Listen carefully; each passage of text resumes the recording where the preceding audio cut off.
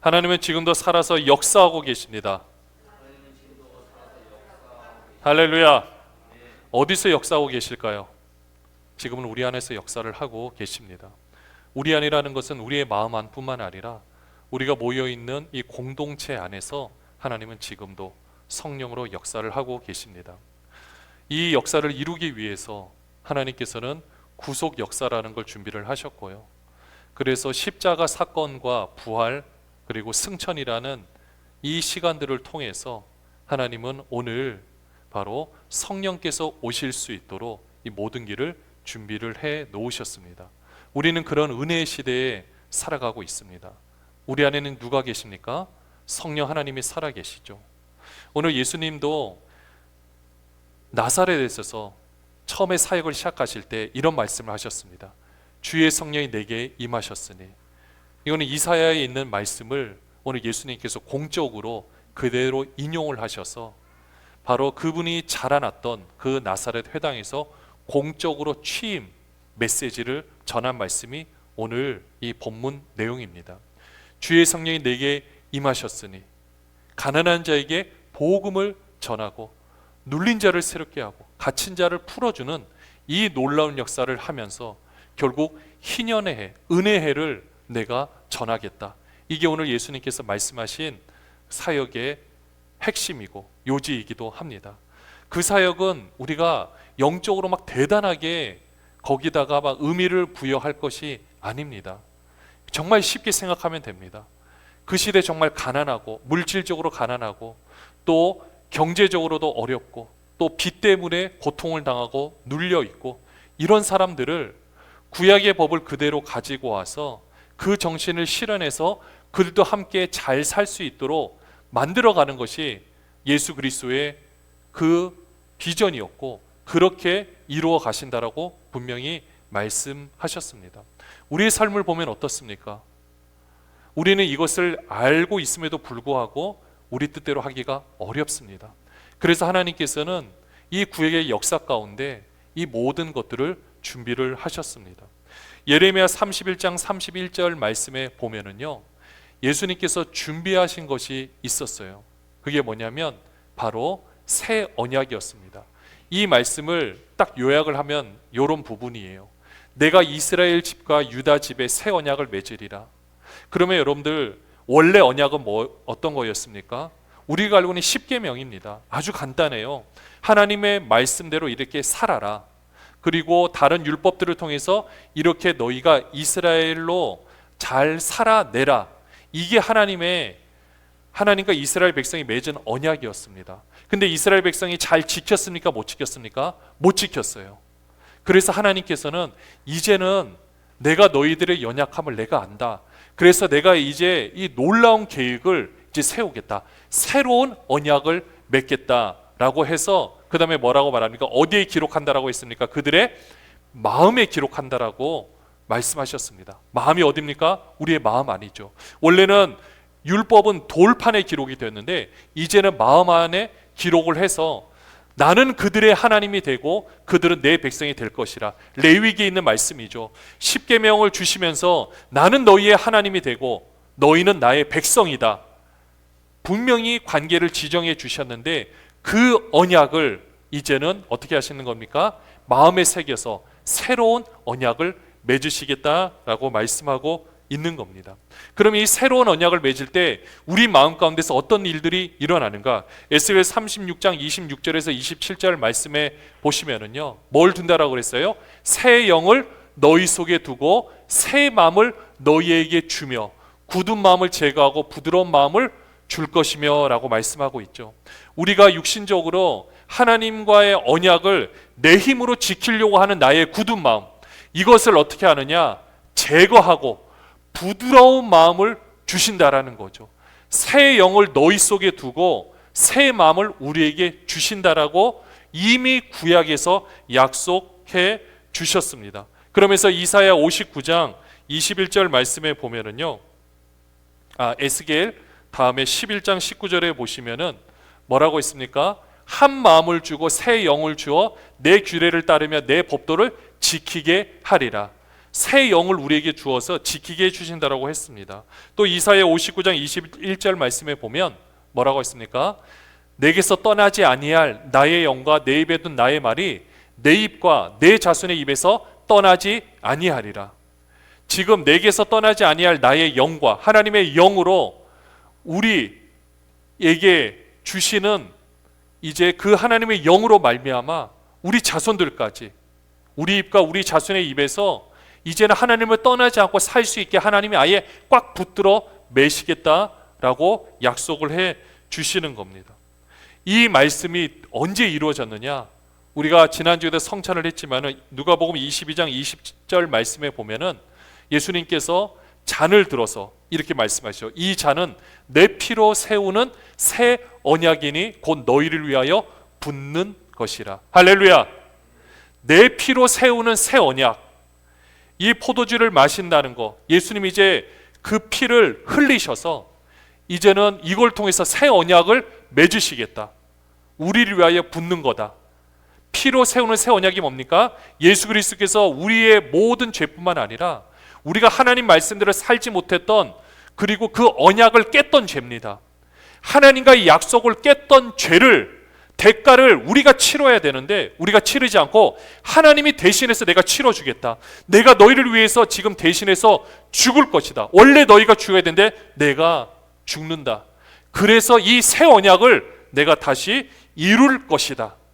그렇게 해서 십자가에 못 박히시고 피를 다 쏟으시고 부활하시고 승천하셔서 오순절 성령 강림 사건인데 성령께서 오시게 된 겁니다. 그래서 지금은 우리가 지금 이 시대를 살아가고 있는 겁니다. 그래 오늘 말씀은 주의 성령이 내게 임하셨으니, 지금 예수님에게는 이미 임하여 계시죠. 근데 우리는 오순절 성령 강림 사건 이후에 지금 이 시대는 우리도 이렇게 다 성령 하나님께서 우리와 함께 하시는 줄로 믿습니다. 우리는 새 언약의 사람들이에요. 이제는 내 힘으로 내가 뭔가를 하는 것이 아닙니다. 오직 성령께서 내 안에 역사하실 수 있도록 우리 자신을 내어 드려야 합니다. 그럼 어떻게 해야 될까요? 우리의 생각과 고집, 예전에 살아왔던 모든 삶의 방식은 그건 다 내 겁니다. 어떻게 해야 돼요? 십자가에 온전히 같이 죽어야 됩니다. 우리 힘으로 다시 살아난다? 아닙니다. 여러분의 힘으로 다시 살아날 수 없습니다. 우리는 다 그래서 죽어야 하는 겁니다. 그렇게 하면 하나님께서 어떻게 하십니까? 우리를 새롭게 살리시는 줄로 믿습니다. 그럼 이 시대를 살아가는 우리들은 무엇을 해야 되는 존재일까요? 오늘 하나님께서 누가복음 이 본문 말씀 18절 19절에도 말씀하고 계시지만 결국 우리를 통하여 이 일을 하기를 원하시고 계십니다. 이제는 우리가 성령의 기름 부음을 받은 자로서, 주의 성령이 임한 자로서 우리는 어떻게 해야 될까요? 이제 우리가 그런 입장에서 오늘 누가복음 4장 18절 19절을 한번 읽어보시면은요, 바로 넘어가서 같이 한번 읽어보겠습니다. 같이 읽어볼게요. 주의 성령이 내게 임하셨으니 이는 가난한 자에게 복음을 전하게 하시려고 내게 기름을 부으시고 나를 보내사 포로된 자에게 자유를, 눈먼 자에게 다시 보게 함을 전파하며 눌린 자를 자유롭게 하고. 일단 여기까지 보겠습니다. 우리가 이제 주의 성령이 여러분에게 임하셨어요. 삶의 목적이 생겼죠. 내 평생 살아가야 될 삶의 의미가 생겼습니다. 그럼 우리는 어떻게 해야 될까요? 오늘 예수님께서도 말씀하셨지만 이사야 말씀을 인용해서 말씀해 주셨는데, 가난한 자에게 복음을 전하게 하신다라고 했습니다. 가난한 자가 누구겠습니까? 여러분들 말 그대로 물질적으로 가난한 사람들입니다. 또 영적으로 가난한 사람들입니다. 왜냐하면 물질적으로 가난하면 영적으로 가난해지잖아요.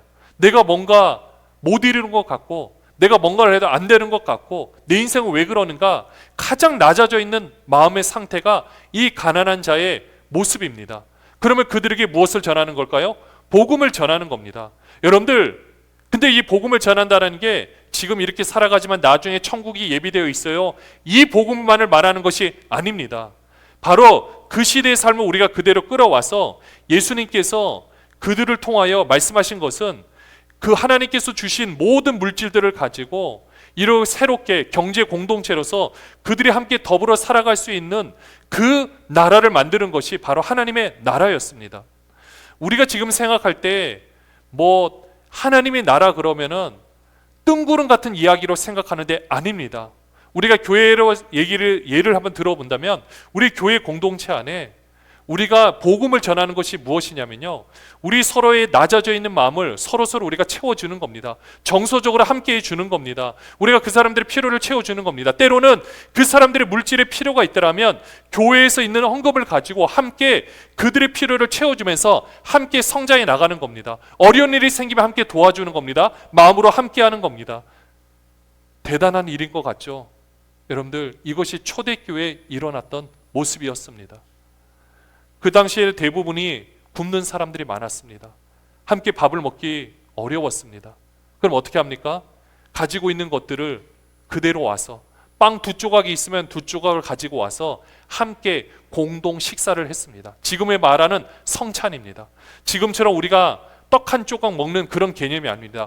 공동으로 식사를 하면서 함께 혼자서는 누리지 못하고 느끼지 못했던 것을 함께 풍성하게 먹는 겁니다. 지금 우리가 예배 끝나면 함께 공동 식사를 하는 것과 마찬가지입니다. 함께 우리가 채워 나가는 겁니다. 보통 우리가 이렇게 현실 문제를 이야기하면 이 성경하고 안 맞는다고 생각을 하는데 그렇지 않습니다. 이렇게 복음을 전하고 이 복음이 필요한 사람들이 정말로 많습니다. 우리는 그 사람들에게 복음을 전하는 겁니다. 우리가 그러면 이 복음을 전할 때 어떻습니까? 우리가 먼저 그것을 경험해 본 사람만이 그 사람들에게 복음을 전할 수가 있습니다. 복음을 전하는 그 눈빛과 태도가 너무나도 중요한데 경험해 본 사람만 이것을 할 수가 있는 겁니다. 또 그 다음에 뭐라고 있습니까? 나를 보내사 내게 기름을 부으시고 사명을 주셨다라는 거죠. 선지자로서, 제사장으로서, 왕으로서 기름을 부으셔서 나를 보내시는 거예요. 여러분에게 맡겨주신 직분과 여러분이 감당하고 있는 세상에서의 모든 일들은 하나님께서 여러분에게 기름을 부으셔서 세워주신 줄로 믿습니다. 우리는 그 사역을 감당하는 겁니다. 그렇게 해서 나를 보내서 하는 일이 뭐냐? 포로된 자에게 자유를 주는 겁니다. 어떤 포로겠습니까? 첫 번째는 물질의 포로입니다. 그리고 두 번째는 죄의 포로입니다. 이 모든 것을 함께 생각하면 돼요. 내가 어떤 죄에 빠져서 헤어나오지 못합니다. 내가 어떤 물질의 빚 때문에 내가 헤어나오지를 못합니다. 이런 사람들에게 뭘 하는 겁니까? 자유를 주는 겁니다. 내가 거기서 헤어나온 사람으로서 내가 힘든 일을 겪었지만 이제는 내가 새롭게 회복된 존재로서 그 사람에게 도움의 손길을 내밀 수가 있는 겁니다. 아무나 하지 못합니다. 이 기름 부음 받은 자, 이거는 우리 삶의 고난을 통과하지 못한 사람은 이 일을 할 수가 없습니다. 물질을 가진다고 할 수 있을까요? 아닙니다. 이것을 경험해보고 내가 먼저 겪어본 사람만이 그 사람에게, 포로된 자에게 자유를 줄 수가 있습니다. 여러분들이 이 사명 감당하는 모든 분들 되시기를 바랍니다. 여러분이 이 놀라운 사역을 감당하시기를 바랍니다. 눈먼 자에게 다시 보게 함을 전파합니다. 실제로 못 보는 사람입니다. 치유의 역사가 일어납니다. 또 영적으로 바라보지 못하는 사람입니다. 새로운 것, 진리를 바라볼 수 있는 눈이 열려집니다. 교회만이 그 사역을 감당할 수가 있습니다. 눌린 자도 마찬가지입니다. 빚 때문에 눌린 자가 있고요. 또 영적으로 눌린 자들이 있습니다. 귀신 때문에, 악한 영 때문에 눌린 자, 교회에서 회복이 가능합니다. 사랑하는 여러분들, 이 귀한 사명과 모든 사역들 예수님이 다 이루셨습니다. 이제는 우리에게 이 성령을 주셨습니다. 새 언약으로 이제는 우리가 이 성령이 우리 안에서 역사하셔서 누구든지 이 말씀의 주인공이 될 수가 있습니다. 여기에 계신 모든 분들이 그 말씀의 주인공이 되기를 주님의 이름으로 축원합니다. 여러분들로 말미암아 이 놀라운 역사가 일어나기를 주님의 이름으로 축원합니다. 하나님께서 지금도 이 일을 통치해 가십니다. 결국 이 모든 일들을 통해서 19절 말씀처럼 은혜의 해, 구약에서는 희년, 모든 사람들이 힘들고 어려운 삶을 살아도 이 희년만을 기다리며 다시금 물질이 재분배가 되어지고 땅이 재분배가 되어지고 원상태로 리셋이 되는 그 희년, 그 은혜의 해가 오늘 이 시간 가운데 하나님께서 우리를 통하여 이루게 하시는 줄로 믿습니다. 그의 모든 삶이 경제적인 것을 포함해서 영적인 모든 것까지 우리에게 다시 한번 새로운 출발을 할 수 있는 기회를 주시는 겁니다. 누구를 통해서? 우리를 통해서, 우리 교회를 통해서. 사랑하는 여러분들, 이제부터는 우리의 삶의 목적은 여기에 달려 있는 겁니다. 우리가 사역을 하는 목적도 여기에 달려 있는 겁니다. 예수님께서 이루시고자 했던 놀라운 뜻, 이제는 너희가 나보다 더한 일을 하시겠다라고 성령께서 함께하고 계시기 때문에 우리가 이 삶의 목적을 두고 우리가 함께 기도하면서 우리가 이 모든 것들에 대해서 우리가 할 수 있는 부분에 최선을 다할 때 나머지는 하나님께서 이루어 가시는 줄로 믿습니다. 이게 우리가 해야 될 사명이고 주의 성령이 임한 자로서 감당해야 될 우리의 일입니다. 사랑하는 여러분들, 함께 하시겠습니까? 함께 동참하시겠습니까? 이 일을 감당할 때 하나님께서는 성령을 기름 붓듯 부어주시고 우리를 통하여 더 풍성하게 또 일을 할 수 있도록 물질도 채워주시고 또 우리에게 건강도 주시고 모든 일을 할 수 있도록 하나님께서 채워주시는 줄로 믿습니다.